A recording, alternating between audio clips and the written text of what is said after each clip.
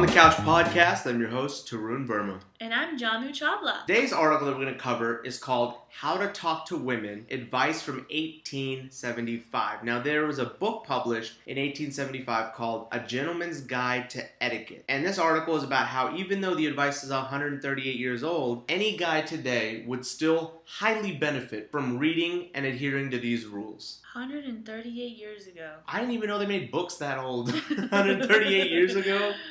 I'm kind of interested. How can this be applicable to our... Well, let's go through it and let's see what it is. So, now 1875 was a very fancy time. A lot of top hats, a lot of canes and shit. Fancy, So, I'm going to try to use my very shitty British accent when I say the excerpts. Okay? Because I've got to fancy it up, you know? I've got to fancy the whole thing. Pinkies up. Pinkies up. Alright, so first excerpt. It is ill-bred to put an air of weariness around a long speech from another person, and quite as rude to look at a watch, read a letter, or flirt the leaves of a book, or in any other action show that you are tired of the speaker or his subject. That totally applies today. They're saying men do this, you know, pull out their phone during conversation, things like that, checking voicemails, checking texts. I think women are worse at this than men are, to be honest. Yeah. I mean, I've been on so many dates with a girl, the respectful girls are like, excuse me, I really got to check this text. But some girls are just so ruthless, just so... They don't have manners? Manners! That's the word. They don't got the manners for this type of stuff. You know, I feel like, though, the playing field has to be level there. Like, I've been on very many dates, and even, like, meeting up with old friends where I want to give them that, like, undivided attention. And I put my phone away in my purse, silent, which is so hard for the OCD in you. You know, you want to check your phone, your Facebook messages, all that stuff at all times. And I put my phone away in my purse. But the other person just has it out, and I'm telling a story, and I'm really into it, and you know, over there texting, and it's like, all right, well, if you're going to have it out, and you're going to ignore me, I'm going to take my phone out, I'm a little old-fashioned when it comes to this stuff. I really believe in person-to-person, that intimacy, that quality of conversation. So what I do is I'll generally have my phone out, but I'll put it on silent, and I'll turn it over so I don't see the top. Yeah. Now, what I'll do is when there's a moment, when you get a brief moment, say the waiter comes to the table, he's taking your order, he's taking her order, I'll quickly flip it over to see if there's any emergency or something that may require my attention. Most of the time there isn't. We just love that goddamn phone so much, right? Yeah. But that's what I'll do. I'll just quickly flip it over, just check the updates real quick, just from the home screen, and that's it. But is that even necessary? I mean, why can't really. Why can't women... Seriously, women, why can't you just put your phone away in your purse for 2 seconds? Why do we use it as a crutch? Why do we have it as like a safety blanket? Like, what does having that phone near you do? Well, I mean, think about it. When you were in the early 90s, right? We were little babies then. But people did the same shit with their pager. At least with the pager, you couldn't do anything back. But it was an excuse to get away. It'd be like, hold on, I gotta go make this call right quick. Someone paging me. I got a midget paging me right now. I gotta go. I mean, okay, see, now you have a midget paging you.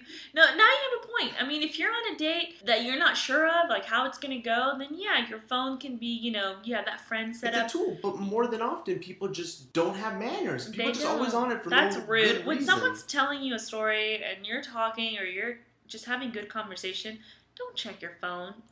Rude. The world is not going to come crumbling down, and unless you're like you work for the police force or the fire station. There's no emergencies that you need to tend to for like an hour or two out of your day. Like, exactly, but if you have to, like you said, the OCD personality, I think there's a time and place to do it. Like there's a pause where one of you goes to the bathroom. Great, that's a phone break, right?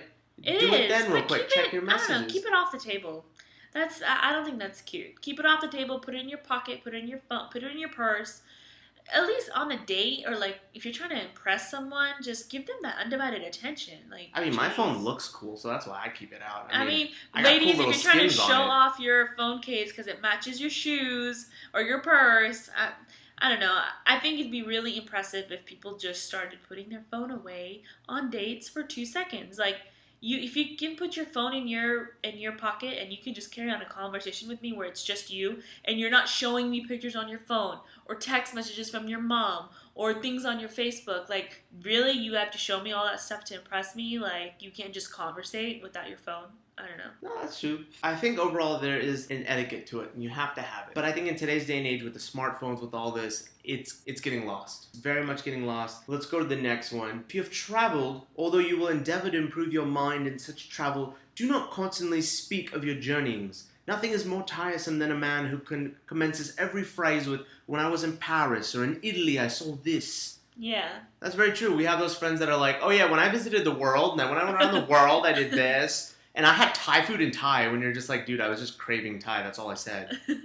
And you're telling me about something that you did in the Pyongyang River. The one-uppers. The Yeah, people that one-uppers. have to one-up you. Like, Ain't nobody got time for that shit. Yeah, like, I bought a car, and, oh, really? What kind of car did you buy? I bought a car, too. And actually, I bought a BMW, and I bought a Mercedes because I've been wanting to, and you're like, oh, my God. Like, we all know those people. Hear me out. Like, do you not give a crap about what I just said? Like, do you not want to ask me? Again, just like with the last point, no class. Yeah. This just has no class written all over it, okay? Yeah. Next one. A real man of intelligence and cultivated mind is generally modest. He may feel when in everyday society that in intellectual acquirements he is above those around him, but he will not seek to make these companions feel their inferiority, nor display this advantage over them. I think that takes a lot of finesse. There's always those people that think they're smarter than you, and they won't let you forget it every second of it. And same thing with women. There's a lot of this that I think men do, especially those alpha males that make a lot of money or in good jobs. They'll talk down to their women. Now, generally those girls are, blonde-headed double D bimbos, and that's kind of fine. But to a normal, intellectual, smart woman, it's a slap in your face. Yeah. Don't talk down to anyone. That's just something your parents teach you. I mean, if you're a powerful person or you make a lot of money, I think a man is so attractive when he doesn't realize just how attractive he is, or when he doesn't wear his power, his status on his sleeve and shoves it in your face every 5 seconds. You know what I mean? Agreed. I think, again, it kind of comes back to this whole book of classiness. You don't flaunt it. It's best when it's understated. Oh, exactly. Just like a good cologne. An obnoxious cologne gets in your face, it's too much, but something that's subtle, it's really appreciated. Especially with women, I think when you have these, if you're a man that has a lot of stuff, if you have a lot of power, prestige, I don't know, you're really smart, it's better if you're subtle with it. Women like that subtlety, definitely. That's true. Now, next one is, let's go into this one. It is as great as an accomplishment to listen with an air of interest and attention as it is to speak well. To be a good listener is indispensable as to be a good talker. And it is in the character of the listener that you must readily detect the man who is accustomed to good society. Yes. Good stuff. I'm sure you've been on plenty of dates, and I've been on plenty of dates too, where the other person will not shut the fuck up. They just keep talking and talking and talking and talking. It's like, I have actually done this thing where I will go an entire date and say very minimal things. And most girls will just talk their heads off. In fact, that's what I tell every guy who's not good with dates. Don't say shit, dude. Just ask questions. If anything comes out of your mouth, just have it be a question and let her go on for 5-10 minutes answering that question. Yeah. Now, it's just not classy. Listen to. Actively listen, and don't be that person that looks around. Don't look at another girl while I talk to you. Don't hear the person, listen to the person. Eye contact during the date is so important. Like, don't be super creepy and lock eyes with the chick, but show her that you're interested. Show her that you care. Show her that distractions around you aren't someone walking by, a fine girl walking by, your phone ringing. Don't check your watch. I think this kind of goes into a point earlier. Just be a good listener. Don't get so distracted so easily. That's so rude. But here's one thing that boggles my mind, right? We supposedly have had a lot of training in this being kids. I mean, how many times were we not paying attention in class, but we were really good at making it seem like we were? I know how many times I've slept with my eyes open. I just knew, it was trained in my mind that every 10 seconds I was going to nod incessantly at the teacher. So she knew that I was paying attention even though I didn't know what the fuck was going on. I was playing Angry Birds on my phone. I thought this was something that we were conditioned and trained as kids, yet as grown-ups, we fucked this one up so bad. These are conversations that you need to listen to so that you can surprise her later with something that you remembered. Exactly. Now, although I do understand if this is a first date and it's a bomb, okay? I've been on plenty of first dates that I was just like, I don't give a shit what you say. This thing isn't going to go anywhere. I want to leave as soon as I can. So I understand that bit. But we're not talking about that. We're talking about a civilized date, classy date. Don't be here and there. Be in the moment. Exactly. Actively listen. Actively listen. Next one. Avoid pedantry. It is a mark not of intelligence, but of stupidity. Pedantry is essentially meaning smartass. Yeah. Don't be a smartass. Don't get into this competition with the girl, like, she said something incorrectly, so you're like, no, well, actually, it's pronounced like this. Or are you talking about this? I think you mean this. Actually, this is how it's really done. Don't do that shit. Don't. I actually That's such a turn off. I find it very annoying when I have a girl correct me. Yeah. I mean, especially since I sort of thrive on the sort of whole being zany, crazy, kooky type of person. And so, like, being off the wall and spontaneous, too many girls that are too methodic don't like that shit because they're always correcting me. I hate that. Yeah. And I don't do it to a girl. I don't expect a girl to do it to me. I mean, if somebody makes an error, like, why do you have to correct? That just kills the mood. It's such a buzzkill. It does. And you take yourself out of that moment. You're not there to parent them. You're there to be like a date, a partner, a friend. An entertainment source. This isn't school. Yeah. But so that's always a big thing. I think whether you're a girl or a guy, everyone gets annoyed by that. Yeah, I agree. All right. Next one. Avoid boasting. To speak of your money, your connections, or the luxuries at your command is in very bad taste. That's what we've been talking about all along. I agree. Keep it classy. Yawn. If you have a nice watch on, it defeats the purpose if you gotta talk about it. A nice car defeats the point if you gotta talk about it. Yeah, don't be price tag guy. Don't be like, oh, this watch cost me $600. Man, my friend bought this thing and it cost this much money. Like, you need to talk about your friends.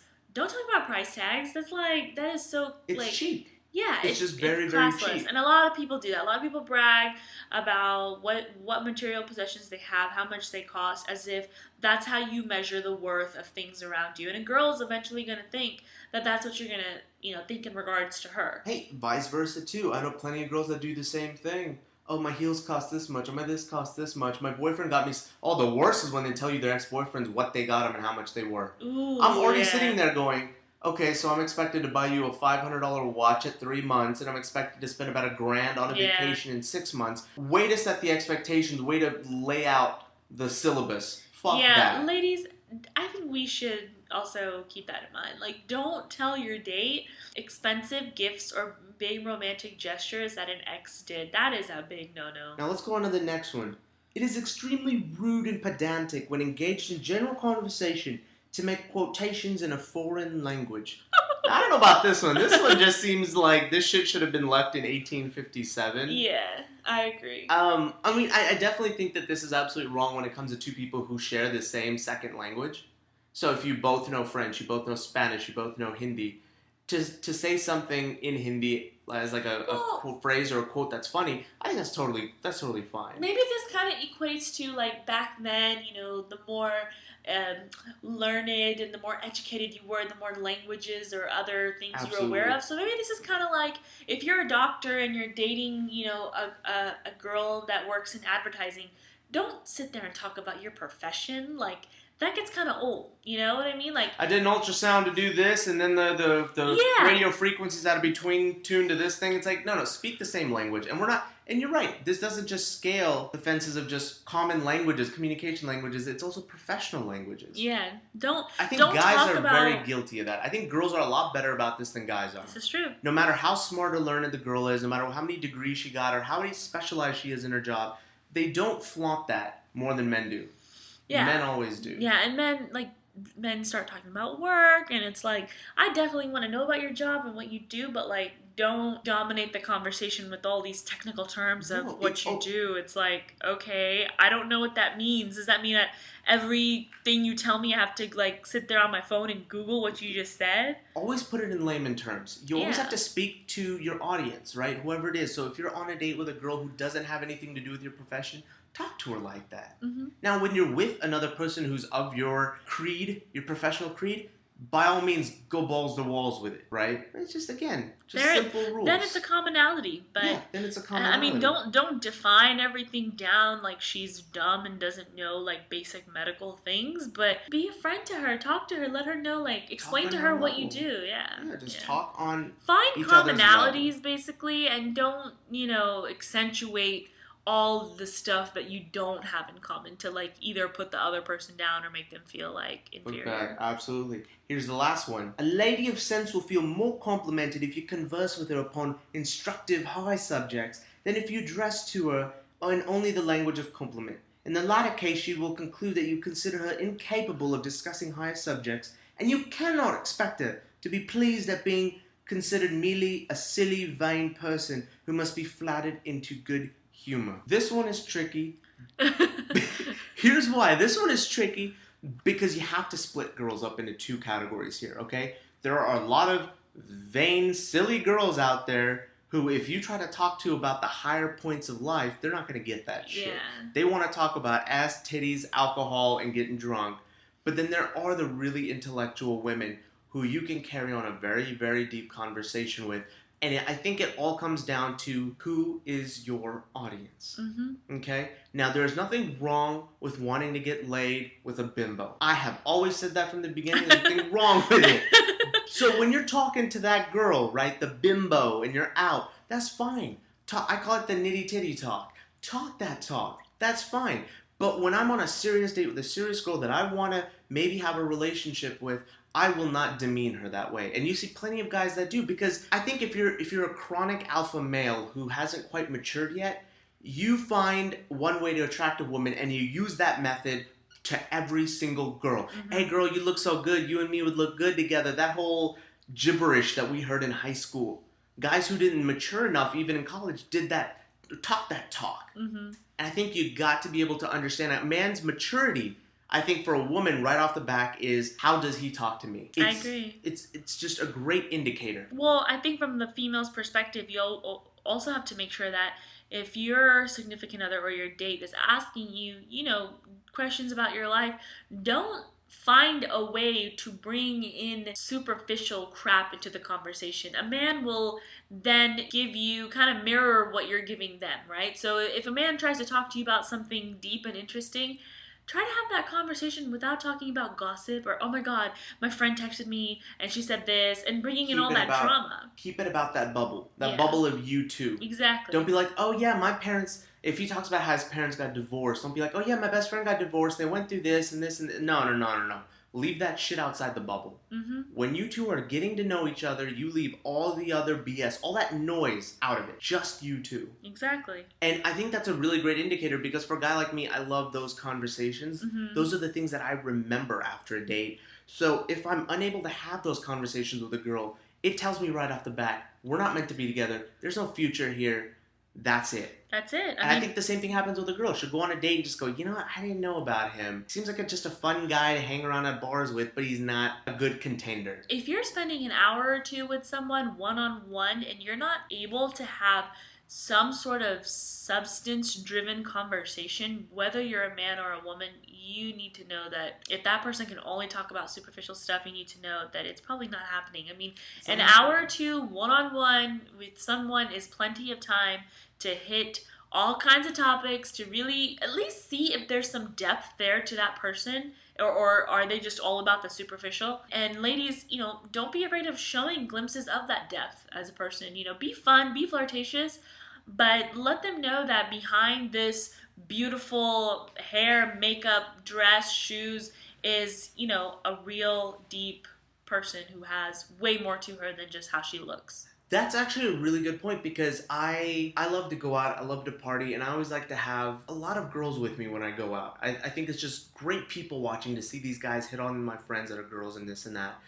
And I see my friends dumb down for the guys at the bars and stuff. Mm-hmm. Now, I do think to a certain extent you need to do that, because if you sit there and you're like, so what do you think about 10 years down the road, what you'll be doing, this and that? Like, ain't no guy want to talk that talk in a bar. Keep it light, yeah. Keep it light, but at the same time, I think they dumb themselves down a little bit too much. Because even when they come hang out some other time, right, a guy comes to meet up with us and we're all doing happy hour to meet up with one of my friends, she all of a sudden turns off the intellect.